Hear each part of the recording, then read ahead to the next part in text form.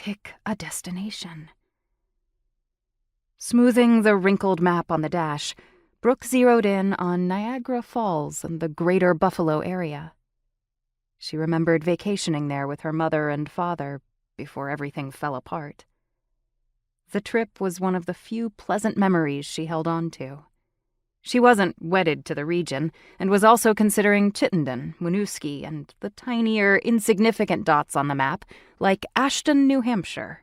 She didn't give a shit. North. That's what the little voice in her head kept repeating. She'd venture into Canada if she had to. Brooke hadn't brought any documentation with her. Did she need paperwork to cross the border? No. Canada didn't require passports, did they? She was pretty sure they didn't. Brooke hadn't thought this through.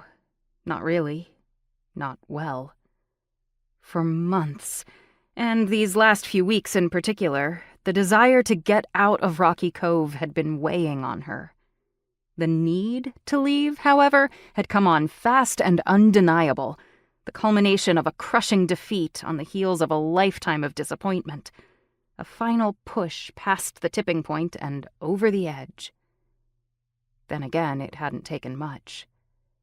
Brooke believed in signs, in fate. Be open and receive the call. She got it last night.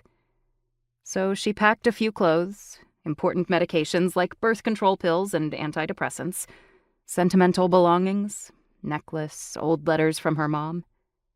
She made one last stop to see the only person who mattered, her best friend, Aaron, promising that she'd be back.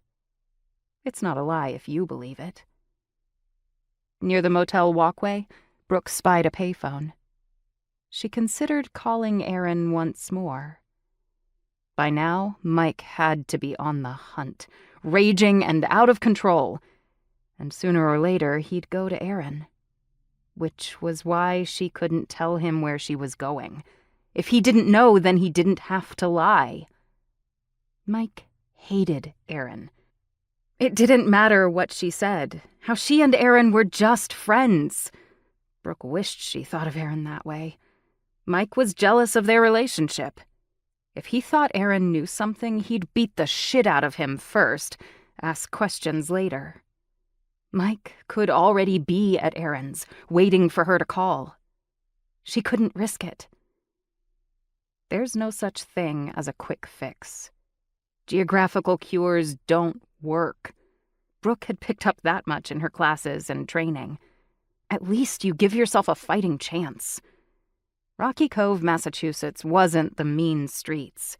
She'd grown up in a stolid, middle-class neighborhood. That didn't mean she had it easy. Everyone has a story. And Brooke didn't want hers ending with another used-up girl clutching her fading beauty like smoke, getting nailed against dumpsters behind towny bars.